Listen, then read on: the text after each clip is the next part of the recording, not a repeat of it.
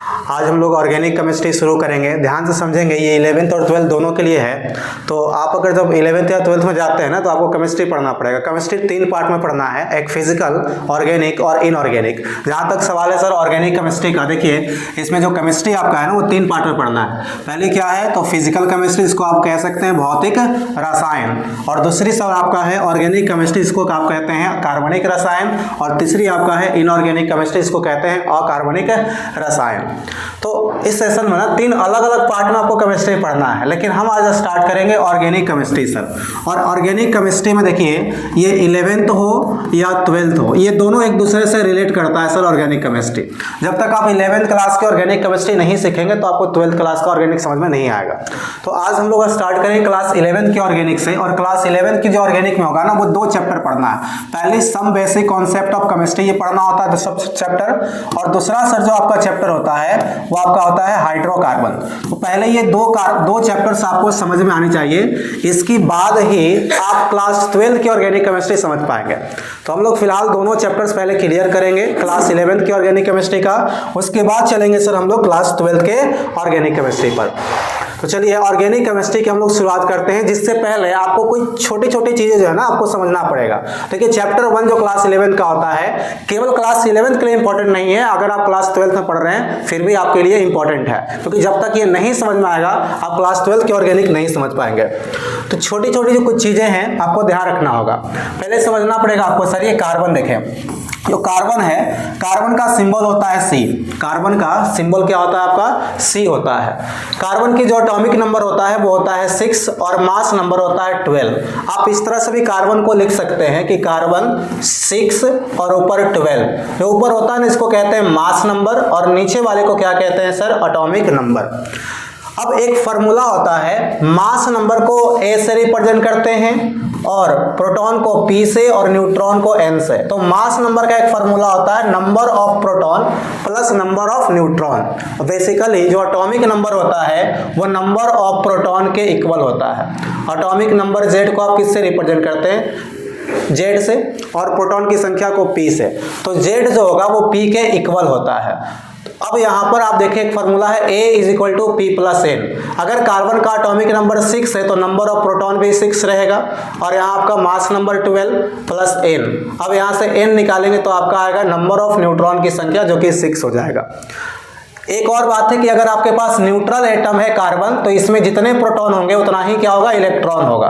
तो इस तरह से आप यहाँ लिख सकते हैं कि इलेक्ट्रॉन की संख्या 6 होता है, प्रोटॉन की संख्या 6 होगा, और न्यूट्रॉन की संख्या 6 होगा। किसमें? कार्बन में।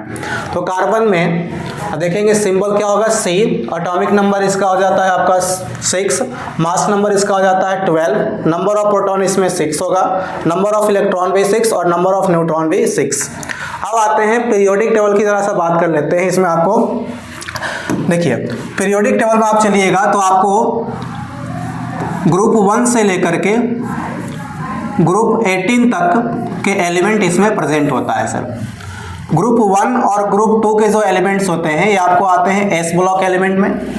ग्रुप 3 से लेकर के ग्रुप 12 तक जो का एलिमेंट होता है आपका, ये आता है D ब्लॉक के एलिमेंट में।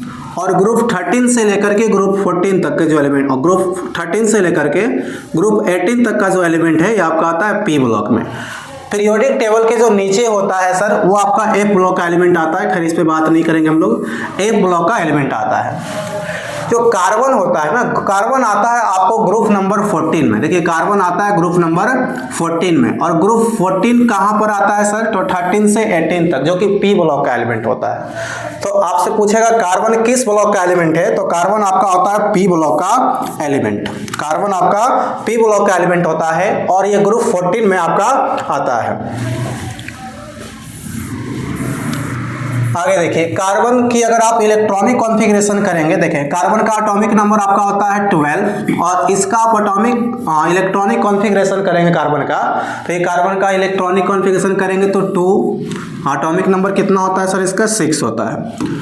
कार्बन का एटॉमिक नंबर होता है 6। इसकी जब इलेक्ट्रॉनिक कॉन्फ़िगरेशन करेंगे तो आपका होगा 2,4। या आप इस तरह से भी कर सकते हैं, सब सेल वाइज करेंगे तो 1s2, 2s2 और 2p2 आएगा सर।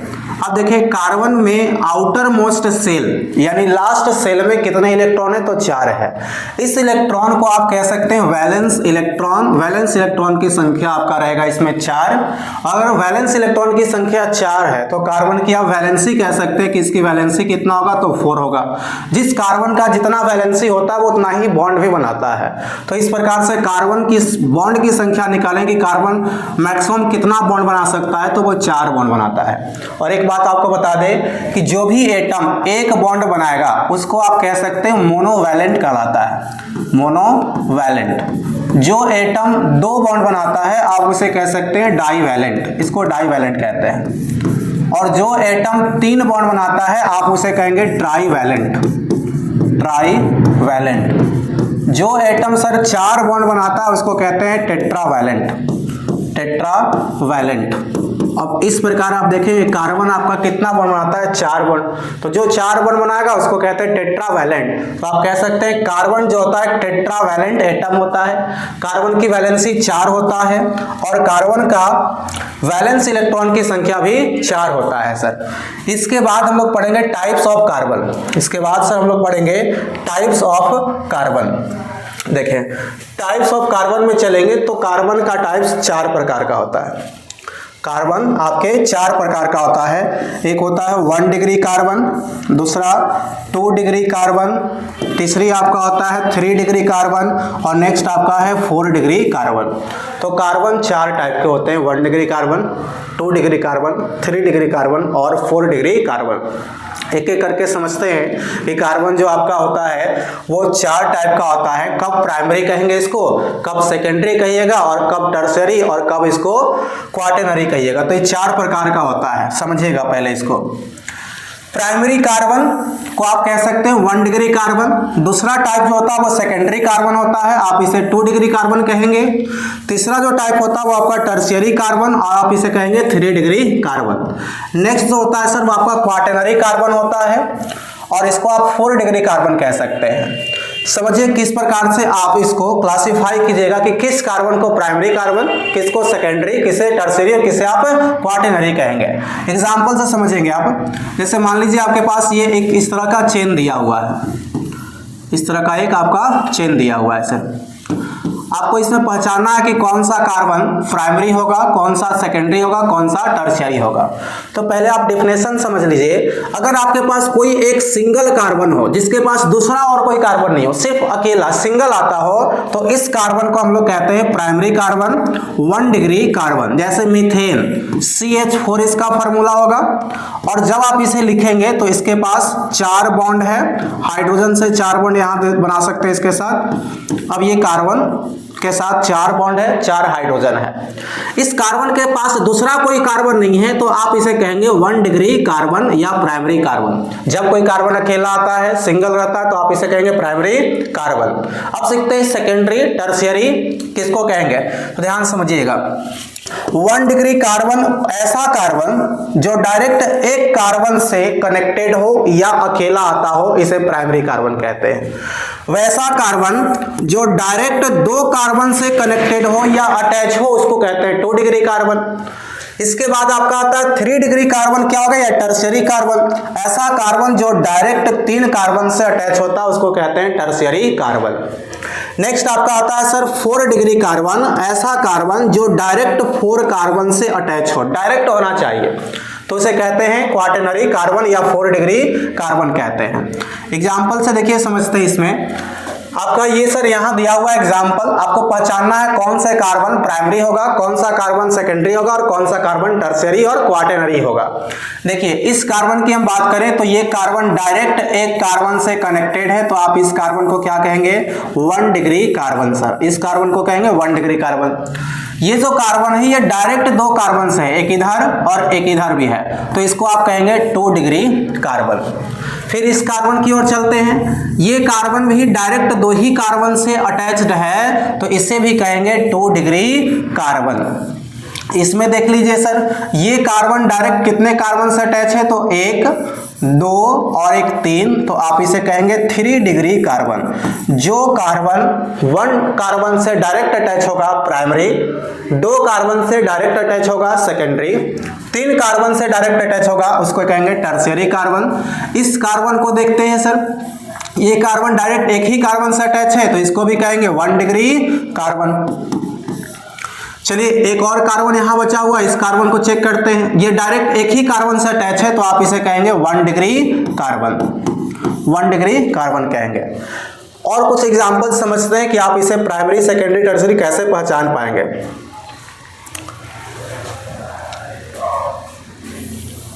देखिए दूसरा जो आपका एग्जांपल है, आपको इसमें पहचानना है कौन सा प्राइमरी कार्बन है, कौन सा सेकेंडरी कार्बन है, कौन सा टर्शियरी है। इस कार्बन को आप देखें, ये कार्बन डायरेक्ट एक कार्बन से अटैच है तो आप इसे कहेंगे 1 डिग्री कार्बन। इस कार्बन को आप देखिए, ये डायरेक्ट कितने कार्बन से अटैच है, देखिए एक कार्बन, 2 कार्बन और एक 3 कार्बन, एक इधर भी है 4 कार्बन।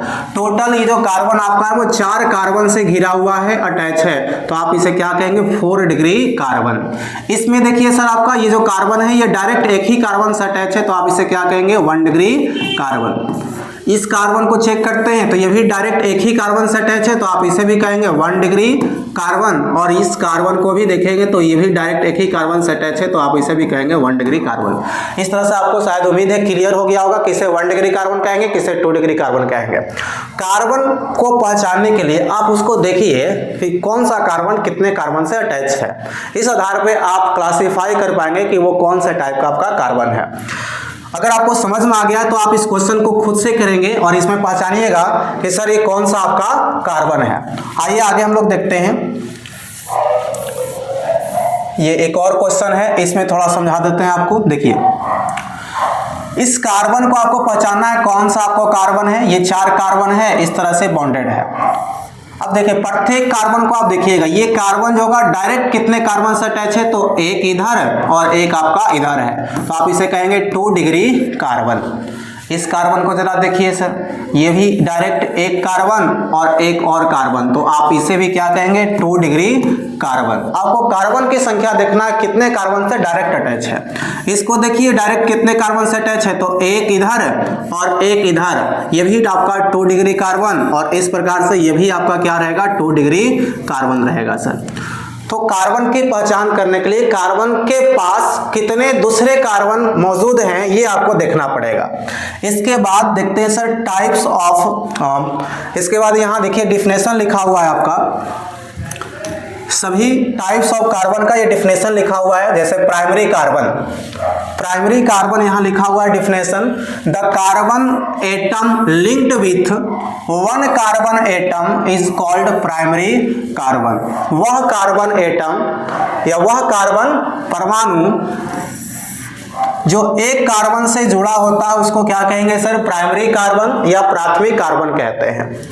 एक कार्बन परमाणु से जुड़े कार्बन परमाणु को प्राथमिक कार्बन कहते हैं।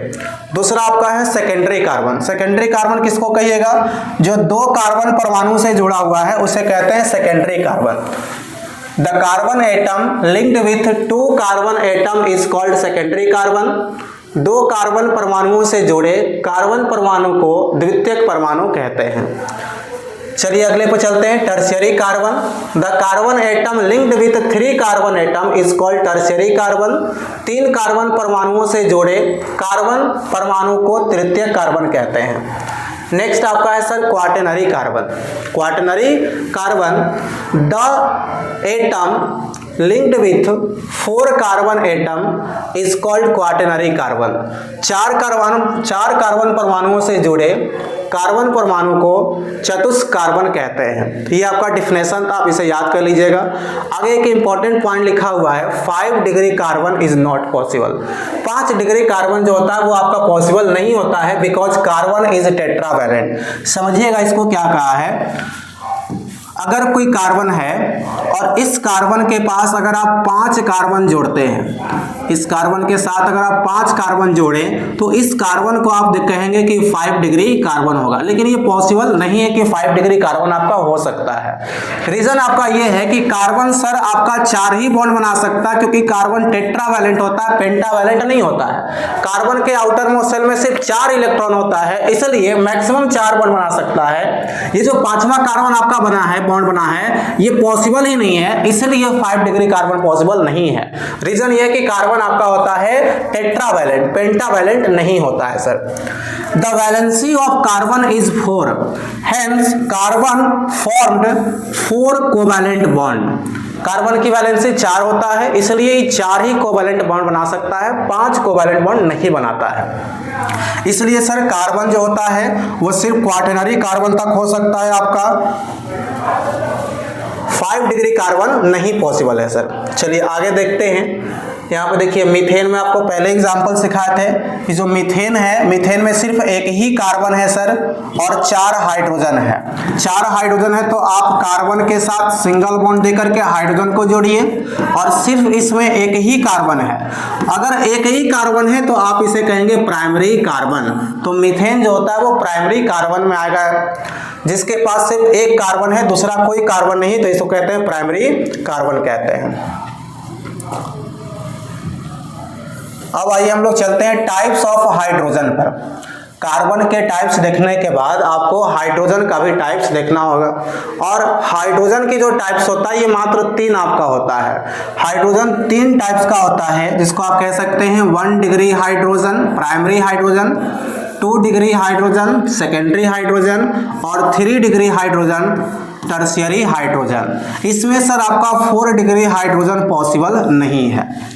अब आपको हाइड्रोजन पहचानने के लिए कार्बन पहचानने आना चाहिए। जब आप कार्बन नहीं पहचान पाएंगे तो हाइड्रोजन भी पहचान नहीं पाएंगे। ऐसा हाइड्रोजन जो 1 डिग्री कार्बन से लिंक्ड होगा, उस हाइड्रोजन को हम लोग कहते हैं 1 डिग्री हाइड्रोजन या प्राइमरी हाइड्रोजन। वह हाइड्रोजन तो जो सेकेंडरी कार्बन अर्थात 2 डिग्री कार्बन से लिंक्ड होगा, उसको कहते हैं 2 डिग्री हाइड्रोजन। तीसरी सर 3 डिग्री हाइड्रोजन किसको कहेंगे, तो जो 3 डिग्री कार्बन से लिंक्ड होगा उसको कहते हैं हम लोग 3 डिग्री हाइड्रोजन। 4 डिग्री कार्बन से कोई हाइड्रोजन लिंक्ड नहीं हो सकता है सर, इसलिए 4 डिग्री हाइड्रोजन पॉसिबल नहीं है। 4 डिग्री कार्बन से कोई हाइड्रोजन लिंक्ड हो ऐसा पॉसिबल नहीं हो सकता है, इसलिए 4 डिग्री हाइड्रोजन पॉसिबल नहीं होता है। डिफिनेशन देख लीजिए इसका। Primary hydrogen 1 degree hydrogen, secondary hydrogen 2 degree hydrogen, और tertiary hydrogen 3 degree hydrogen. Sir कैसे डिफाइन करेंगे आप इसको, पहले डिफिनेशन देख लीजिए। Hydrogen bonded to primary carbon is called primary hydrogen. प्राथमिक कार्बन से जुड़े हाइड्रोजन को प्राथमिक हाइड्रोजन कहते हैं। दूसरा आपका डिफिनेशन है hydrogen bonded to secondary carbon is called secondary hydrogen. तो अब चलते हैं तीसरा क्या था, hydrogen bonded to tertiary carbon is called tertiary hydrogen. तो ये डिफिनेशन था। आइए समझ लेते हैं इसको कि किस प्रकार से आप चेक करेंगे कि कौन सा प्राइमरी हाइड्रोजन है, कौन सेकेंडरी हाइड्रोजन है, कौन टर्शियरी हाइड्रोजन है। चलिए पहले इसी को देख लेते हैं। देखिए यहाँ पर आपको कार्बन के साथ जो बॉन्डेड होगा यहाँ पर हाइड्रोजन लगा हुआ रहेगा आपका, इस तरह से देखिए ये हाइड्रोजन आपका लगा हुआ है। इसमें आपको बताना है कि जो हाइड्रोजन है वो किस टाइप का हाइड्रोजन है। तो सभी हाइड्रोजन को पहले चेक करने से पहले कार्बन को चेक करना पड़ेगा। इस कार्बन को आप पहले चेक कीजिए कि कौन सा कार्बन है। ये कार्बन डायरेक्ट एक ही कार्बन से अटैच है, तो आप इसे कहेंगे 1 डिग्री कार्बन। अब 1 डिग्री कार्बन से जो जो हाइड्रोजन ये अटैच है, ये सभी, ये तीनों हाइड्रोजन क्या होगा, 1 डिग्री हाइड्रोजन। ये भी 1 डिग्री, ये भी आपका 1 डिग्री हाइड्रोजन, और ये भी आपका 1 डिग्री हाइड्रोजन होगा। जो प्राइमरी कार्बन यानी 1 डिग्री कार्बन से अटैच होगा उसको कहते हैं हम लोग primary hydrogen.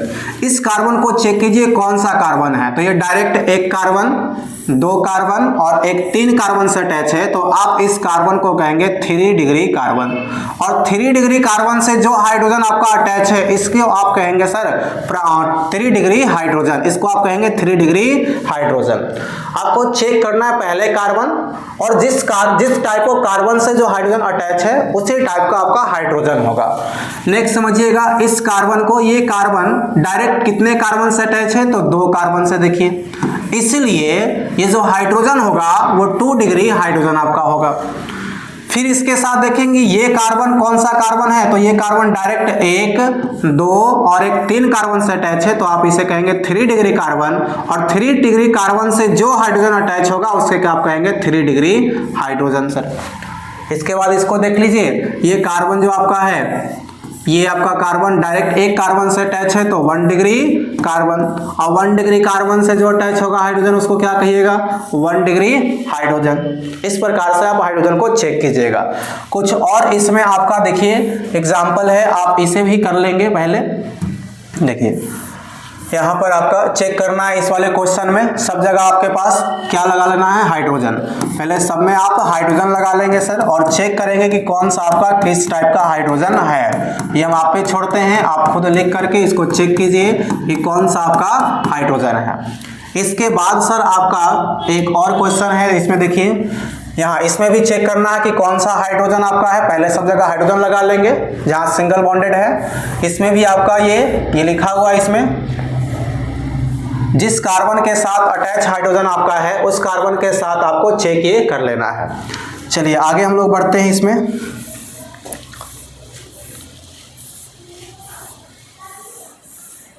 4 degree hydrogen is not possible because carbon is tetravalent. इसको समझते हैं। देखिए अगर आपके पास इस प्रकार से है,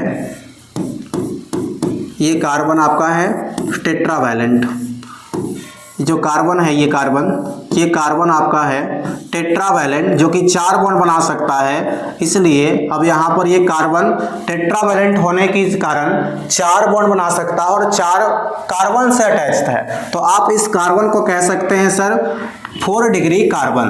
अब 4 डिग्री हाइड्रोजन होने के लिए ऐसा हाइड्रोजन जो इसी कार्बन से अटैच होना इसको पड़ेगा, और चूंकि कार्बन सिर्फ 4 बॉन्ड ही बना सकता है इसलिए हाइड्रोजन 5वां बॉन्ड हाइड्रोजन के साथ नहीं पॉसिबल है। तो आपका ये 4 डिग्री हाइड्रोजन भी पॉसिबल नहीं होगा, क्योंकि कार्बन 4 बॉन्ड बनाता है। और 4 डिग्री हाइड्रोजन होने के लिए ऐसा कार्बन चाहिए जो 4 डिग्री कार्बन हो। और 4 डिग्री कार्बन किसको कहेंगे, जो कार्बन 4 कार्बन से अटैच होगा डायरेक्ट, उसको 4 डिग्री कार्बन। चूंकि ये 4 डिग्री कार्बन है तो ऑलरेडी 4 बॉन्ड बना चुका है, 5वां बॉन्ड हाइड्रोजन के साथ पॉसिबल नहीं है, इसलिए 4 डिग्री हाइड्रोजन भी आपका पॉसिबल नहीं है सर। चलिए आगे देखते हैं। इसमें आगे है सर आपका कंपाउंड ऑफ, आगे आपका है यहाँ देख लेंगे ऑर्गेनिक केमिस्ट्री, कार्बनिक रसायन। देखिए ऑर्गेनिक केमिस्ट्री में हम लोग स्टडी करते हैं carbon and compound of carbon के बारे में। ऑर्गेनिक केमिस्ट्री में आप क्या स्टडी कीजिएगा, ऑर्गेनिक केमिस्ट्री में हम लोग स्टडी करते हैं carbon and compound of carbon का। कार्बन और कार्बन से जो बना है यौगिक कंपाउंड, उसके बारे में हम लोग अध्ययन करते हैं। ऑर्गेनिक केमिस्ट्री एक केमिस्ट्री का सर ब्रांच होता है। ऑर्गेनिक केमिस्ट्री एक केमिस्ट्री का क्या होता है, ब्रांच होता है, जिसमें हम लोग स्टडी करते हैं कार्बन के बारे में और कार्बन से बने कंपाउंड के बारे में। देखिए कार्बन के कुछ अलग अलग कंपाउंड हो सकते हैं। मान लीजिए कार्बन है तो कार्बन के कुछ कंपाउंड, जैसे आपको यहाँ C6H6, ये कार्बन के कंपाउंड जिसको हम बेंजीन कहते हैं। कार्बन का कंपाउंड है सर C6H6, इसको क्या कहते हैं, बेंजीन कहते हैं। ये कार्बन का कंपाउंड है जिसमें हम लोग ऑर्गेनिक केमिस्ट्री में अध्ययन करेंगे। CH4 देखिए इसको मीथेन कहते हैं, ये भी एक कार्बन का क्या है, कंपाउंड है। CH4 भी क्या है, कार्बन का कंपाउंड है आपका मीथेन। CH3OH इसको कहते हैं मिथाइल अल्कोहल, मिथाइल अल्कोहल, ये भी सर आपका ऑर्गेनिक कंपाउंड है। नेक्स्ट देखिए CH3COOH इसको कहते हैं एसिटिक एसिड, एसिटिक एसिड, ये भी सर आपका ऑर्गेनिक कंपाउंड है। तो इन सभी ऑर्गेनिक कंपाउंड या कार्बन और कार्बन के कंपाउंड के बारे में हम लोग पढ़ते हैं केमिस्ट्री के जिस ब्रांच में, उसको ऑर्गेनिक कंपाउंड, उसको ऑर्गेनिक केमिस्ट्री कहते हैं। तो ये सारे आपके क्या थे, कार्बन के कंपाउंड थे सर, ये सारे आपके कार्बन के कंपाउंड थे। आगे देखेंगे आप compound of carbon, compound of जो कार्बन होता है इसको हम लोग ऑर्गेनिक कंपाउंड कहते हैं। कार्बन का जो भी कंपाउंड होता है उसको कहते हैं ऑर्गेनिक कंपाउंड। कार्बन के कंपाउंड को ऑर्गेनिक कंपाउंड कहते हैं। ऑर्गेनिक कंपाउंड का डिफिनेशन कैसे, इसको आप डिफाइन कीजिएगा। The compound of carbon is called organic compound. The compound of carbon is called organic compound. Carbon के कंपाउंड को ऑर्गेनिक कंपाउंड कहते हैं। एग्जाम्पल देखिए सर इसका, जैसे अभी आपको बताया सर ऑर्गेनिक कंपाउंड का एग्जांपल CH4 इसको मीथेन कहते हैं, C2H6 ethane, CH3OH methyl alcohol, C2H5OH ethyl alcohol, ये सभी ऑर्गेनिक कंपाउंड का एग्जांपल है। जो भी कंपाउंड आपका कार्बन से बना हुआ है उसको कहते हैं ऑर्गेनिक कंपाउंड। लेकिन कुछ एक्सेप्शन है, कुछ ऐसे भी आपको कंपाउंड मिलेगा जिसमें कार्बन तो प्रेजेंट है लेकिन वो ऑर्गेनिक कंपाउंड जैसा बिहेवियर नहीं रखने की वजह से उसको इनऑर्गेनिक कंपाउंड में रखा जाता है। कौन कौन से ऐसे कंपाउंड है जो आपको ऑर्गेनिक बिहेवियर नहीं शो करता है, अर्थात वो इनऑर्गेनिक कंपाउंड की कैटेगरी में आता है। तो उससे आगे देखिए कुछ एक्सेप्शन आपको याद कर लेना है, जैसे CO2 carbon dioxide, carbon dioxide ये आपको जब भी मिलेगा तो आप इसे ऑर्गेनिक कंपाउंड नहीं कहेंगे, इसमें कार्बन तो प्रेजेंट है लेकिन ये ऑर्गेनिक कंपाउंड नहीं है सर, ये इनऑर्गेनिक कंपाउंड है। कार्बन मोनोऑक्साइड ये भी आपका इनऑर्गेनिक कंपाउंड है। और जितने भी कंपाउंड आपको कार्बोनेट या फिर बाइकार्बोनेट HCO3 जितने भी कंपाउंड आपको मिलेंगे कार्बोनेट के और बाइकार्बोनेट के और साइनेट का CNO, इसके साथ आपको जो भी कंपाउंड मिलेगा जैसे sodium carbonate, potassium carbonate, magnesium carbonate या बाइकार्बोनेट या साइनेट के साथ जो भी मिलेगा कंपाउंड, ये सभी कंपाउंड इनऑर्गेनिक होता है। हालांकि इन सब में आपका कार्बन प्रेजेंट होगा लेकिन सभी इनऑर्गेनिक कंपाउंड होगा। एल्यूमिनियम कार्बाइड ये भी सर आपका होता है इनऑर्गेनिक कंपाउंड, इसमें भी कार्बन प्रेजेंट है लेकिन ये भी क्या है, इनऑर्गेनिक कंपाउंड है। तो ये एक्सेप्शन कुछ आपका है जिसमें कार्बन प्रेजेंट होने के बावजूद भी ये आपका इनऑर्गेनिक कंपाउंड होता है। आपको याद रखना है कि कार्बन प्रेजेंट है इन सब में, जैसे CO2, CO, Na2CO3, potassium carbonate, sodium bicarbonate, ammonium cyanate, aluminium carbide, ये सब में कार्बन है सर प्रेजेंट, लेकिन सब क्या है आपका इनऑर्गेनिक कंपाउंड होता है। चलिए आगे देखते हैं modern concept of organic compound, कार्बनिक यौगिक का आधुनिक अवधारणा। The hydrocarbon and their derivative is called organic compound. Hydrocarbon और उसके जो डेरिवेटिव होता है, हाइड्रोकार्बन और जो उनके डेरिवेटिव होते हैं उनको हम लोग कहते हैं ऑर्गेनिक कंपाउंड। ऑर्गेनिक कंपाउंड कैसे बनता है सर, तो हाइड्रोकार्बन और प्लस उसके डेरिवेटिव ऑफ हाइड्रोकार्बन से। हाइड्रोकार्बन और डेरिवेटिव ऑफ हाइड्रोकार्बन जो कंपाउंड होता है उसको ऑर्गेनिक कंपाउंड कहते हैं। डेरिवेटिव ऑफ हाइड्रोकार्बन पहले समझ लीजिए, हाइड्रोकार्बन किसको कहते हैं। देखिए हाइड्रोकार्बन आप किसे कहेंगे सर, ऐसा कंपाउंड जो ओनली कार्बन और हाइड्रोजन से मिलकर बना है इसे कहते हैं hydrocarbon. The compound which is formed by only carbon and hydrogen is called hydrocarbon. सिर्फ कार्बन और हाइड्रोजन होना चाहिए, उसे हाइड्रोकार्बन कहते हैं। इसके बाद डेरिवेटिव ऑफ हाइड्रोकार्बन जो आता है आपका, वो आपको हाइड्रोकार्बन से जो प्राप्त करते हैं ना उसको डेरिवेटिव ऑफ हाइड्रोकार्बन कहते हैं। फॉर एग्जांपल समझिए कि आपके पास एक CH4 ये मीथेन है, मीथेन, इसमें से आप एक हाइड्रोजन को हटा दीजिए सर। अब एक हाइड्रोजन को हटाइएगा तो देखिए कार्बन के पास 4 बॉन्ड होता है, 4 हाइड्रोजन यहाँ पर फॉर्म हुआ है। एक हाइड्रोजन को आप इसमें से रिमूव कर रहे हैं सर, एक हाइड्रोजन इसमें से क्या कर रहे हैं, रिमूव कर रहे हैं। अगर हम मान लीजिए एक हाइड्रोजन को यहाँ से हम रिमूव कर दें, एक हाइड्रोजन को यहाँ से हम क्या कर दें सर, रिमूव कर दें, ठीक है ना, हटा दीजिए यहाँ से हाइड्रोजन, और हाइड्रोजन को हटाने के बाद कोई दूसरा एटम जैसे मान लीजिए क्लोरीन यहाँ पर ऐड कर देंगे, यहाँ पर क्लोरीन ऐड कर दीजिए, तो ये बन जाएगा आपका CH3Cl। अब ये प्राप्त किससे हुआ है, तो CH4 से प्राप्त हुआ है CH3Cl। तो ये आपका हाइड्रोकार्बन था जिसमें सिर्फ कार्बन और हाइड्रोजन था, लेकिन इसमें कुछ दूसरा एटम आ गया है जो प्राप्त हुआ है इसी हाइड्रोकार्बन से, तो इसको क्या कहते हैं, डेरिवेटिव ऑफ हाइड्रोकार्बन कहते हैं। फॉर एग्जांपल दूसरा समझिएगा, मान लीजिए आपके पास C2H6 है इथेन, इसमें से एक हाइड्रोजन को आप हटा दीजिए, एक क्लोरीन को जोड़ दीजिए, तो बन जाएगा C2H5Cl। C2H5Cl ये कहां से प्राप्त हुआ आपका, तो इसी हाइड्रोकार्बन से प्राप्त हुआ है। तो जो हाइड्रोकार्बन से प्राप्त होता है उसको कहते हैं डेरिवेटिव ऑफ हाइड्रोकार्बन। अब ऑर्गेनिक कंपाउंड क्या होता है, तो कार्बन के कंपाउंड या हाइड्रोकार्बन के जो डेरिवेटिव होगा उसको कहते हैं ऑर्गेनिक कंपाउंड कहते हैं।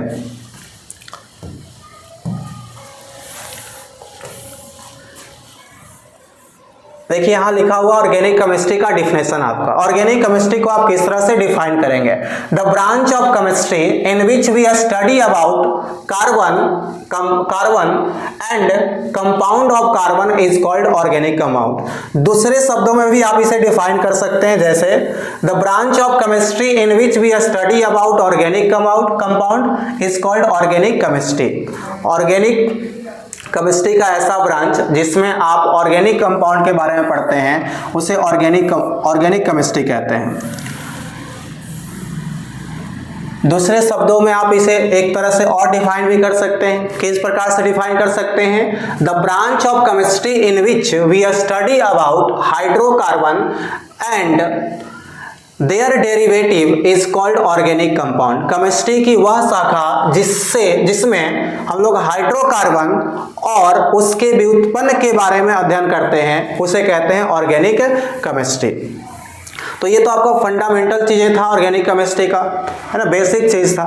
अब इसमें हम लोग चैप्टर्स में और आगे बढ़ते हैं। देखिए आपको आगे formula of organic compound. Organic compound में आपको सर 5 फार्मूला पढ़ना है।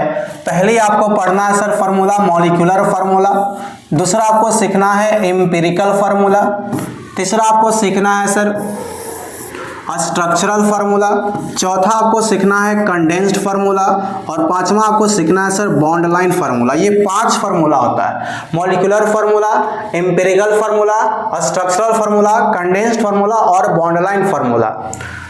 ये आपको जो मॉलिक्यूलर फार्मूला होता है, किसी भी कंपाउंड का जो फार्मूला लिखते हैं ना वही मॉलिक्यूलर फार्मूला कहलाता है। जैसे आप लिखेंगे मीथेन का फार्मूला तो CH4, यही आपका मॉलिक्यूलर फार्मूला है। बेंजीन का फार्मूला आप लिखेंगे C6H6, तो यही आपका मॉलिक्यूलर फार्मूला होता है। इसमें आपको एम्पिरिकल फार्मूला पर आपको स्टडी नहीं करना है, एम्पिरिकल फार्मूला का यहाँ ऑर्गेनिक केमिस्ट्री में कोई काम नहीं है। इसके बाद आपको सीखना है मॉलिक्यूलर फार्मूला के बाद स्ट्रक्चरल फार्मूला, कंडेंस्ड फार्मूला और बॉन्ड लाइन फार्मूला। ये आपको इंपॉर्टेंट है। मॉलिक्यूलर फार्मूला तो आपको पता ही रहेगा, है ना, मॉलिक्यूलर फार्मूला आपको दिया जाएगा और इसी से आपको sir structural formula, condensed formula और बॉन्ड लाइन फार्मूला को लिखेंगे। तो ये आपके पास टोटल 5 फार्मूला होता है। पहली जो फार्मूला आपका है मॉलिक्यूलर फार्मूला, जिसको कह सकते हैं आणविक सूत्र। दूसरा होता है एम्पिरिकल फार्मूला, मूलानुपाती सूत्र। तीसरा जो फार्मूला आपका है स्ट्रक्चरल फार्मूला, संरचना सूत्र। और चौथा आपका है कंडेंस्ड फार्मूला, इसको संघनित सूत्र कह सकते हैं। नेक्स्ट आपका 5वां है बॉन्ड लाइन फार्मूला, बंधन रेखा सूत्र। अब आपको सीखना है sir structural formula, condensed formula, bond line formula. Given होगा मॉलिक्यूलर फार्मूला और उससे आप कैसे बनाइएगा स्ट्रक्चरल फार्मूला, कंडेंस्ड फार्मूला और बॉन्ड लाइन फार्मूला। इसको सीखने से पहले आप ये सीखिए कि कार्बन जो होता है ना वो 4 बॉन्ड बनाता है, वो चाहे किसी भी तरह से बना ले। कार्बन के बीच में सिंगल बॉन्ड भी हो सकता है, कार्बन के बीच में डबल बॉन्ड भी हो सकता है और कार्बन के बीच में आपका ट्रिपल बॉन्ड भी हो सकता है। जब किसी कार्बन के बीच में सिर्फ सिंगल बॉन्ड हो तो बाकी इसके पास 3 बॉन्ड और लगाना पड़ेगा सर आपको 4 बॉन्ड पूरा करने के लिए। अब दूसरी बात यह है कि जब आपका कार्बन कार्बन के बीच डबल बॉन्ड हो तो इस कार्बन का जब 4 बॉन्ड आप पूरा कीजिएगा ना तो इसमें आपको 2 ही बॉन्ड देने की आवश्यकता पड़ेगा। कारण कार्बन 4 बॉन्ड बनाता है, 2 बॉन्ड आपका पहले से बन चुका है तो 2 ही बॉन्ड इसमें देंगे, फिर इसमें भी आपको सर 2 ही बॉन्ड देना पड़ेगा इसमें। तो इस तरह से आपको कार्बन का मात्र 4 बॉन्ड पूरा करना, आप जैसे पूरा कीजिए। अगर कार्बन कार्बन के बीच ट्रिपल बॉन्ड है तो यहाँ इस कार्बन के पास आप क्या देंगे, सिर्फ एक एक बॉन्ड दोनों कार्बन के पास देंगे तो 4 बॉन्ड कंप्लीट हो जाएगा। तो स्ट्रक्चरल फार्मूला बनाने के लिए आपको यही ध्यान रखना होगा कि आप कार्बन का 4 बॉन्ड पूरा करेंगे। तो देखिए कार्बन का 4 बॉन्ड पूरा जब करेंगे तो इसकी स्ट्रक्चरल फार्मूला बन जाएगा। मान लीजिए आपको कहेगा मीथेन का स्ट्रक्चरल फार्मूला लिखिए, तो देखिए मीथेन का पहले आपको मॉलिक्यूलर फार्मूला आना चाहिए और मीथेन का मॉलिक्यूलर फार्मूला होता है आपका CH4। इसका स्ट्रक्चरल फार्मूला संरचना सूत्र कैसे लिखिएगा, तो इसमें सबसे पहले ध्यान रखना होगा कि जो कार्बन है हमेशा पहले चयन किसका कीजिएगा, कार्बन का। पहला चुनाव होना चाहिए आपका कार्बन, और कार्बन को आप सेंट्रल एटम मान के चलेंगे, सेंटर में रखेंगे। इसके बाद जो भी एटम्स होंगे जैसे हाइड्रोजन एटम होगा उसके सराउंडिंग में आपको रखना है।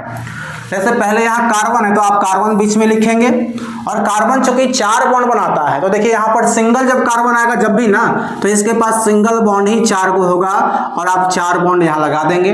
इसके बाद 4 हाइड्रोजन है, 4 हाइड्रोजन को 4 सिंगल बॉन्ड से जोड़ दीजिए। यह स्ट्रक्चरल फार्मूला आपका हो गया मीथेन का सर, मीथेन का ये स्ट्रक्चरल फार्मूला। इसका सर कंडेंस्ड फार्मूला नहीं होता है, इसका कंडेंस्ड फार्मूला नहीं होता है सर। इसका बॉन्ड लाइन भी फार्मूला नहीं बनता है सर। CH4 में आप एक ही कार्बन जब रहेगा तो इसका क्या लिखिएगा, कंडेंस्ड फार्मूला। कंडेंस्ड फार्मूला या मॉलिक्यूलर फार्मूला छोटा, कंडेंस का मतलब छोटा, संघानित एकदम सिकुड़ा करके लिखना है आपको। क्या लिखिएगा, CH4 ही लिखिएगा। इसमें बॉन्ड लाइन फार्मूला में हम लोग बॉन्ड से दिखाते हैं, कार्बन को ऐसे बॉन्ड से दिखाते हैं। एक भी बॉन्ड खींचिएगा ना तो यहाँ पर एक कार्बन, ये 2 कार्बन हो जाएगा, तो एक कार्बन को बॉन्ड लाइन फार्मूला से नहीं दिखाया जा सकता है सर।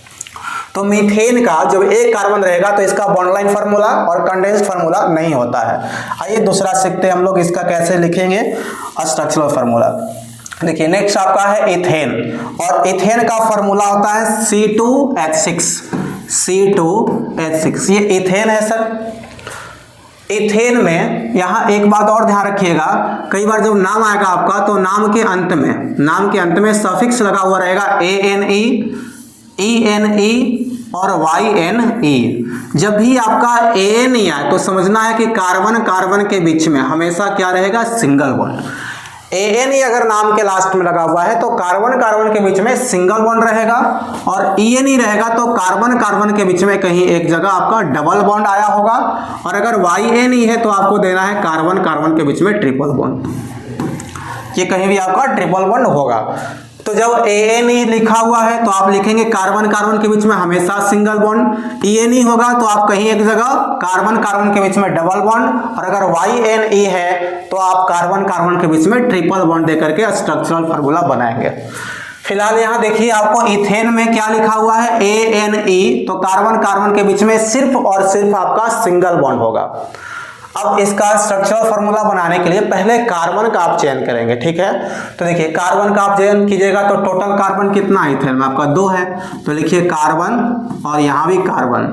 चूंकि ये लास्ट में ANE लगा हुआ है तो कार्बन कार्बन के बीच सिंगल बॉन्ड दीजिए, फिर बॉन्ड पूरा कीजिए कार्बन का 4 बॉन्ड। चूंकि एक बॉन्ड तो हो गया दोनों कार्बन का, तो 2 3 4 यहाँ भी आप लिखेंगे 1 2 3 और 1 4। अब जाएंगे हाइड्रोजन पर, और हाइड्रोजन की संख्या देखिए, चूंकि 6 हाइड्रोजन यहाँ पर है और कार्बन की संख्या आपका 2 है, तो समान रूप से हाइड्रोजन आप देंगे। जहां सिंगल बॉन्ड दिखाई दे रहा है वहां पर आप हाइड्रोजन को लिख देंगे सर। ये हाइड्रोजन को जैसे ही आप लिखेंगे तो ये आपका स्ट्रक्चरल फार्मूला बनकर तैयार हो गया। तो इथेन का स्ट्रक्चरल फार्मूला इस तरह से आप लिखेंगे। दूसरा समझिए, मान लीजिए आपके पास प्रोपेन है, प्रोपेन। अब प्रोप का मतलब होता है सर 3 कार्बन, प्रोप का मतलब 3 कार्बन और लास्ट में ANE लगा हुआ है, तो इसका आप लिखेंगे फार्मूला C3H8। ये आपका मॉलिक्यूलर फार्मूला होता है, जो फर्स्ट है मॉलिक्यूलर फार्मूला। मॉलिक्यूलर फार्मूला से आप कैसे बनाएंगे स्ट्रक्चरल फार्मूला, तो सबसे पहले आपको कार्बन की संख्या देखना है। पहले कार्बन का चयन करना है, तो 3 कार्बन है तो आप इसमें लिखेंगे कार्बन 3। तीनों कार्बन के बीच में आप देंगे सिंगल बॉन्ड। सिंगल बॉन्ड के बाद आप कार्बन का 4 बॉन्ड कंप्लीट करेंगे सर। कैसे? तो देखिए एक बॉन्ड तो हो गया, 2 3 4। इसका देखेंगे 1 2, तो यहाँ 3 और 1 4 देने की आवश्यकता है। इसमें आपका 1 हो गया, 2 3 और 1 4 देने की आवश्यकता हो गया इस तरह से। अब जहां जहां सिंगल बॉन्ड आपका है, हाइड्रोजन यहां से लिख दीजिए। तो देखिए 1 हाइड्रोजन, 2 3 4 5 6 7 और 1 8 हाइड्रोजन। हाइड्रोजन की संख्या 8 था, हाइड्रोजन 8 पूरा हो गया। इस तरह से आप इसका स्ट्रक्चरल फॉर्मूला बनाएंगे सर। चलिए आगे देखते हैं, अगला एग्जांपल देखिए। नेक्स्ट आपका है सर इथीन। नेक्स्ट है इथीन। अब इथीन देखिए, इसमें ENE आ रहा है। इथीन में आपका आ रहा है ENE, मतलब ये है कि कार्बन कार्बन के बीच कैसा होगा, आपका डबल बॉन्ड आएगा। कार्बन कार्बन के बीच क्या आएगा, डबल बॉन्ड आएगा। चूंकि इथीन है तो इसका फार्मूला C2H4, ये आपका मॉलिक्यूलर फार्मूला है। स्ट्रक्चर कैसे बनाइएगा, तो मॉलिक्यूलर फार्मूला से स्ट्रक्चरल फार्मूला में जाने के लिए पहले आपको चेक करना पड़ेगा कि कार्बन कार्बन के बीच कौन सा बॉन्ड देना है। इथीन चूंकि है यहाँ, तो कार्बन कार्बन के बीच क्या होगा, डबल बॉन्ड। तो आप 2 कार्बन लिखेंगे, दोनों के बीच आप डबल बॉन्ड देंगे। इसके बाद आपको पूरा करना है 4 बॉन्ड। देखिए 4 बॉन्ड पूरा करने के लिए 2 तो हो गया, 3 और 1 4, 3 और 1 4। हाइड्रोजन जहां सिंगल बॉन्ड खाली नजर आए वहां हाइड्रोजन आप रख दीजिए। देखिए 4 हाइड्रोजन था और 4 हाइड्रोजन हो गया। यह स्ट्रक्चरल फार्मूला होगा इथेन का सर। अगला एग्जांपल समझिएगा। नेक्स्ट आपका है प्रोपीन। प्रोपीन का सर फार्मूला क्या है, C3H6। जब इसके लास्ट में आया है ENA, तो कहीं एक जगह, हर जगह नहीं देना आपको, कहीं एक जगह कार्बन कार्बन के बीच डबल बॉन्ड देना है। जैसे देखिए 3 कार्बन है तो 1 2 3, आप या तो यहां डबल बॉन्ड दे दीजिए सर, या फिर आप इस कार्बन के साथ डबल बॉन्ड दे दीजिए। आपकी इच्छा है, जहां इच्छा वहां आप डबल बॉन्ड दे सकते हैं। चाहे तो इस तरह से बना लीजिए या फिर इस तरह से बना लीजिए, दोनों एक ही बात है। जहां डबल बॉन्ड हो गया उसके बाद आपको डबल बॉन्ड नहीं देना है। अगर डबल बॉन्ड यहां नहीं दिए तो यहां सिंगल बॉन्ड दे दीजिए। अब 4 बॉन्ड पूरा करना है, तो देखिए इस कार्बन का तो 2 बॉन्ड हो गया, तो 3 और 1 4 कर लीजिए। इस कार्बन में देखिए ऑलरेडी 3 बॉन्ड हो चुका है, 1 2 3, तो इसमें एक ही बॉन्ड देने की आवश्यकता है। आपको 4 बॉन्ड ही कंप्लीट करना है। इसमें देखिए 1 बॉन्ड है तो 2 3 और 1 4। जहां बॉन्ड आपको खाली नजर आ रहा है वहां से आप हाइड्रोजन से पूरा कर देंगे। तो इसमें हाइड्रोजन आप दे दीजिए और काउंट कर लीजिए। टोटल 6 हाइड्रोजन था आपका, 6 यहां भी हो गया, 1 2 3 4 5 6 हाइड्रोजन। तो इस तरह से आपका स्ट्रक्चरल फार्मूला बनेगा सर। आइए नेक्स्ट एग्जांपल की तरफ चलते हैं। नेक्स्ट आपका है ब्यूटीन। ब्यूटीन का फार्मूला है C4H8। C4H8। तो देखिए इसमें कार्बन टोटल 4 है, तो पहले 4 कार्बन लिख लीजिए सर आप। देखिए 4 कार्बन हो गया। ब्यूटीन लिखा हुआ है ENE, ब्यूटीन लिखा हुआ है, इसका मतलब कार्बन कार्बन के बीच क्या रखना होगा आपको, डबल बॉन्ड। अब कार्बन कार्बन के बीच डबल बॉन्ड रखना है तो या तो आप डबल बॉन्ड यहां कर लीजिए सर, या फिर डबल बॉन्ड यहां कर लीजिए, है ना। एक और ध्यान रखिए बात को कि जब आप डबल बॉन्ड दे रहे हैं और सिर्फ ऐसे साधारण तौर पे लिखा गया है, तो सिर्फ आपको डबल बॉन्ड कहां देना है, लास्ट वाले किसी 2 कार्बन के साथ दे दीजिए। या तो आप लेफ्ट साइड से या फिर राइट साइड से किसी 2 कार्बन के बीच डबल बॉन्ड देंगे। कहीं एक ही जगह आपको डबल बॉन्ड देना है, 2 जगह नहीं देना है। कहीं एक ही जगह आपको क्या करना है सर, डबल बॉन्ड यहां से देना है। तो या तो डबल बॉन्ड सर आप देंगे, या तो डबल बॉन्ड आप यहां दे दीजिए। देखिए 4 कार्बन, इसमें 4 कार्बन है, या तो डबल बॉन्ड यहां दे दीजिए या फिर डबल बॉन्ड यहां दे दीजिए। आप किसी एक जगह देना है, और एक जगह देने के बाद आपको सब जगह सिंगल बॉन्ड से कनेक्ट कर देना है कार्बन को। इसके बाद हाइड्रोजन 4 बॉन्ड बनाता है, तो आप यहाँ पे 4 बॉन्ड बनाएंगे। 2 बना हुआ है, 3 और 1 4। इसके पास 3 हो चुका है तो 4, ऊपर या नीचे कहीं भी लिख सकते हैं। 2 3 4 और इसके पास भी 4 देंगे। यहाँ सिंगल बॉन्ड नजर आएगा वहां पर आप हाइड्रोजन दे दीजिए सर, ये आपका हो गया। इस तरह से आप स्ट्रक्चरल फार्मूला बना सकते हैं। नेक्स्ट देखिए पेंटीन है। अब पेंटीन में क्या है, 5 कार्बन है, तो आप पहले लिखेंगे 5 कार्बन, 1 2 3 4 5। या तो राइट या लेफ्ट साइड से किसी भी 2 कार्बन के बीच डबल बॉन्ड दीजिए। या तो अगर डबल बॉन्ड यहां देने की इच्छा दे दीजिए, या फिर शुरुआत में यहां दे दीजिए। अब इसके बाद आपको करना क्या है सर, सिंगल बॉन्ड से सबको कनेक्ट कर दीजिए। इसके बाद आपको 4 बॉन्ड पूरा करना है, 1 2 3 4। जहां आपको बॉन्ड खाली नजर आए वहां हाइड्रोजन से पूरा कर दीजिए। यहाँ हाइड्रोजन, यहाँ भी हाइड्रोजन लगा दीजिए। यहाँ देखिए 2 बॉन्ड है तो 3 और 1 4। यहाँ 3 बॉन्ड हो चुका है तो एक 4 बॉन्ड, 2 हो चुका है तो 3 और एक 4। इस तरह से आप स्ट्रक्चरल फार्मूला बनाएंगे। ध्यान रखना है आपको कि कार्बन का मात्र 4 बॉन्ड हो, 4 से अधिक बॉन्ड नहीं होना चाहिए सर, मैक्सिमम 4 बॉन्ड होना चाहिए आपका। चलिए आगे बढ़ते हैं, ध्यान दीजिए। नेक्स्ट आपका है इथाइन। देखिए इथाइन में लगा हुआ है आपका YNE, इथाइन में आपका लगा हुआ है YNE, इसमें 2 कार्बन है सर। इथाइन का फार्मूला C2H2 होता है, इथाइन का फार्मूला C2H2 होता है। इसको कहते हैं एसिटिलीन, कॉमन नेम होता है, ठीक है ना। IUPAC नाम तो इसका इथाइन होता है, लेकिन कॉमन नेम जो होता है ना इसका होता है एसिटिलीन, और एसिटिलीन का फार्मूला है C2H2। इसमें देखिए YNE आ गया, मतलब कार्बन कार्बन के बीच कैसा बॉन्ड, ट्रिपल बॉन्ड देना पड़ेगा। 2 कार्बन है, ट्रिपल बॉन्ड दे देंगे सर। अब इसके बाद कार्बन का 4 बॉन्ड, तो 1 हाइड्रोजन इसके पास, 1 हाइड्रोजन इसके पास, 4 बॉन्ड हो गया। नेक्स्ट देखिए आपका है प्रोपाइन। इसका स्ट्रक्चरल फार्मूला आप कैसे बनाइएगा, तो प्रोपाइन का स्ट्रक्चरल फार्मूला बनाने के लिए कार्बन की संख्या देखिए 3 है, हाइड्रोजन की संख्या कितना है सर, 4 है। तो इसमें आप 3 हाइड्रोजन 3 कार्बन लिखेंगे और कहीं भी एक जगह ट्रिपल बॉन्ड दीजिए, बाकी एक जगह सिंगल बॉन्ड। इसके बाद 4 बॉन्ड पूरा करना है, तो इस कार्बन का 3 तो हो गया, 1 हाइड्रोजन दे दीजिए, और इसका तो 4 है, बीच वाले का 4 बॉन्ड हो चुका है, हाइड्रोजन आपको देने की जरूरत नहीं है। इसमें देखिए इसका 1 ही बॉन्ड हुआ है, तो 2 3 और 1 सर आपका 4 बॉन्ड हो गया। इस तरह से आप इसका स्ट्रक्चरल फार्मूला बना लेंगे। कुछ और भी है एग्जाम्पल जो आपके लिए हम छोड़ रहे हैं, आप खुद से बनाइए। देखिए यहाँ पर नेक्स्ट है ब्यूटाइन। इसका फार्मूला C4H6। लेफ्ट या राइट से किसी 2 कार्बन के बीच ट्रिपल बॉन्ड दीजिएगा, बीच में मत दीजिएगा। इसके बाद आपका है सर बेंजीन। तो देखिए बेंजीन का क्या होगा स्ट्रक्चरल फार्मूला, बेंजीन का स्ट्रक्चरल फार्मूला सीखिएगा। बेंजीन का होता है फार्मूला C6H6, इमोलिकुलर फार्मूला है। बेंजीन का जो स्ट्रक्चर होता है ना वो रिंग स्ट्रक्चर होता है, रिंग लाइक स्ट्रक्चर होता है, साइक्लिक स्ट्रक्चर होता है। 6 कार्बन है, ऐसे बनाइएगा। देखिए 1 कार्बन ऊपर लिखेंगे, फिर इसके नीचे थोड़ा सा साइड में 2 कार्बन, फिर यहाँ 3 कार्बन, फिर इसके जस्ट नीचे सामने और ये कार्बन यहाँ जस्ट नीचे, फिर ये जो ऊपर वाला जो टॉप पर है इसके सामने 1 कार्बन यहाँ लिखिए। फिर सभी कार्बन को सिंगल बॉन्ड से सर कनेक्ट कर दीजिए, यहाँ सभी कार्बन को सिंगल बॉन्ड से यहाँ से कनेक्ट कर देंगे। इसके बाद आपको अल्टरनेट देना है डबल बॉन्ड। एक कार्बन के पास डबल बॉन्ड, दूसरे के पास डबल बॉन्ड नहीं होना चाहिए, अल्टरनेट दीजिए। मान लीजिए यहाँ डबल बॉन्ड दिए तो यहाँ गैप करेंगे, यहाँ डबल बॉन्ड, इसको छोड़िए, यहाँ डबल बॉन्ड। और इसके बाद आपको चूंकि कार्बन का देखिए 3 ही बॉन्ड पूरा हुआ है तो 4 बॉन्ड पूरा करना है। सभी कार्बन के पास 1-1 हाइड्रोजन दे दीजिए। ये आपका सर बेंजीन का स्ट्रक्चरल फार्मूला बनकर तैयार हो गया। तो आप इस तरह से बेंजीन का स्ट्रक्चरल फार्मूला बनाएंगे। तो ये आपका है बेंजीन का स्ट्रक्चरल फार्मूला। नेक्स्ट समझिएगा, आपका एग्जांपल है मिथाइल अल्कोहल। मिथाइल अल्कोहल, इसका फार्मूला क्या है सर, CH3OH, CH3OH। देखिए जो कार्बन है आपका ये तो 4 बॉन्ड बनाता है, आपको पता है।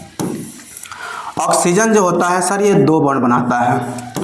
ऑक्सीजन 2 बॉन्ड बनाता है, कारण क्योंकि ऑक्सीजन का एटॉमिक नंबर होता है 8। इसका इलेक्ट्रॉनिक कॉन्फ़िगरेशन कीजिएगा तो 2,6, लास्ट में 6 इलेक्ट्रॉन है तो 2 इलेक्ट्रॉन चाहिए इसको ऑक्टेट कंप्लीट करने के लिए, तो वैलेंसी इसका 2 होता है, इसलिए 2 बॉन्ड बनाता है। हाइड्रोजन को तो आपको पता है कि 1 ही बॉन्ड बनाता है सर। अब कैसे इसका स्ट्रक्चर लिखिएगा, देखिए 1 कार्बन है ना तो 1 कार्बन लिख दीजिए। अब इसके पास देखिए इस कार्बन के पास क्या है, 3 हाइड्रोजन है। इस कार्बन के पास 3 हाइड्रोजन, तो 3 हाइड्रोजन यहाँ पर आप लिख दीजिए। इसके बाद देखिए क्या है सर आपका, इसके बाद है ऑक्सीजन। ऑक्सीजन चूंकि 2 बॉन्ड बनाता है तो एक तो कार्बन के साथ बना लेगा और एक हाइड्रोजन के साथ इधर आपका बना लेगा। हाइड्रोजन 1 बॉन्ड बनाता है, कंप्लीट हो गया, ऑक्सीजन का भी 2 हो गया। तो इस तरह से आप मिथाइल अल्कोहल का भी स्ट्रक्चर बना सकते हैं सर। चलिए आगे देखते हैं और कुछ एग्जाम्पल। देखिए नेक्स्ट आपका एग्जाम्पल है इथाइल अल्कोहल। नेक्स्ट आपका सर एग्जाम्पल है इथाइल अल्कोहल, जिसका फार्मूला है C2H5OH, C2H5OH। इसका क्या आप स्ट्रक्चर बनाएंगे, कैसे बनाएंगे, तो देखिए इसके पास सर 2 कार्बन है, क्या है 2 कार्बन यहाँ पर है, तो 2 कार्बन यहाँ पर लिख दीजिए। 2 कार्बन यहां पर लिख देंगे सर। कार्बन कार्बन के बीच में आपको क्या देना है sir, single bond. Carbon carbon के बीच आपको देना है सिंगल बॉन्ड। कार्बन का कितना बॉन्ड पूरा करना है आपको, 4 बॉन्ड। तो देखिए पहले यहां पर 4 बॉन्ड पूरा करना है तो इसको 4 बॉन्ड पूरा कर लेंगे। ये 1 2 3 और 1 4, 3 और 1 4 हो गया। यहां आप हाइड्रोजन लगा सकते हैं, हाइड्रोजन लगा दीजिए। इसके बाद इस कार्बन के पास देखिए अभी कितना बॉन्ड होना चाहिए, 4 बॉन्ड होना चाहिए। पहले देखिए इसमें से टोटल यहाँ C2H5 5 हाइड्रोजन था, 3 हाइड्रोजन आप लिख चुके हैं तो इसके पास मात्र बचेगा 2 हाइड्रोजन। इसके बाद आपको है O और H, तो यहाँ ऑक्सीजन लिख दीजिए और इसके बाद फिर हाइड्रोजन है तो हाइड्रोजन लिख देंगे। इस तरह से ऑक्सीजन का 2 बॉन्ड कंप्लीट हो गया। तो एथाइल अल्कोहल का ये आपका स्ट्रक्चरल फार्मूला हो जाएगा। आगे सर देखिए नेक्स्ट समझते हैं, नेक्स्ट एग्जाम्पल देखिए आपका है formic acid HCOOH, formic acid HCOOH। तो देखिए HCOOH है, पहले आपको कार्बन लिखना है, पहले कार्बन लिखना है। तो पहले आप लिखेंगे कार्बन, और जब भी कार्बन के बगल में 2 गो ऑक्सीजन आ जाए आपका, जब भी कार्बन के बगल में कार्बन के साथ अगर ऑक्सीजन आ जाए तो आप हमेशा एक कार्बन को डबल बॉन्ड के साथ ऑक्सीजन के माथा पर ऐसे रख दीजिए, हो गया। इसके बाद देखिए पीछे क्या था, हाइड्रोजन, तो एक सिंगल बॉन्ड के साथ हाइड्रोजन लगा दीजिए। फिर इसके बाद देखिए कार्बन का 1 ऑक्सीजन तो हो गया आपका, 1 ऑक्सीजन और है तो सिंगल बॉन्ड ऑक्सीजन और फिर सिंगल बॉन्ड, इसके बाद आपका हाइड्रोजन है, ये लगा दीजिए। इस तरह से आप स्ट्रक्चरल फार्मूला बनाएंगे सर किसका, फॉर्मिक एसिड का। दूसरा समझिएगा एसिटिक एसिड, देखिए इसमें 2 कार्बन है, 1 कार्बन यहाँ 1 कार्बन यहाँ है, 2 कार्बन है तो आप इसमें लिखेंगे 2 कार्बन। एसिटिक एसिड का फार्मूला क्या है, CH3 आपका है और COOH है, ये एसिटिक एसिड का फार्मूला है सर। अब इसमें करना क्या है, पहले दोनों कार्बन लिखिए, 1 कार्बन 2 कार्बन हो गया। पहले जो कार्बन है लेफ्ट साइड में, इसके साथ 3 हाइड्रोजन है तो देखिए इसके साथ 3 हाइड्रोजन दे दीजिएगा तो सर इसका तो 4 बॉन्ड बनाता है तो 1 बॉन्ड यहां पर आपको लिखना होगा। इसके बाद आप देखिए हाइड्रोजन कितना है सर, 3, इसके साथ 3 हो गया। इसके साथ जब कार्बन के बगल में ऑक्सीजन आ जाए तो 1 ऑक्सीजन को माथा पर डबल बॉन्ड के साथ 1 सिंगल बॉन्ड और फिर यहां पर आपको सर हाइड्रोजन लगाना है। ये आपका है सर एसिटिक एसिड का स्ट्रक्चरल फार्मूला। इस तरह से सर आपका और भी है एग्जाम्पल, जैसे आपका है फॉर्मिक एसिड, जैसे आपका है सर फॉर्मल्डिहाइड HCHO, इसके बाद है एसिटल्डिहाइड, इसके बाद है सर क्लोरोफॉर्म, इसके बाद है सर क्लोरोफॉर्म। तो ये सभी आपका एग्जाम्पल है सर। उम्मीद है आप सीख चुके हैं स्ट्रक्चरल फार्मूला कैसे बनाते हैं, तो आप यहां तक इन सबका स्ट्रक्चरल फार्मूला बनाएंगे। तो आज तक हम यही रखते हैं, इसके बाद अगले वीडियो में आपको हम कंडेंस्ड फार्मूला बनाना सिखाएंगे। उम्मीद है स्ट्रक्चरल फार्मूला बनाने तक आप सीख चुके हैं। अगले क्लास में हम लोग सीखेंगे कंडेंस्ड फार्मूला बनाना। तब तक के लिए जय हिंद।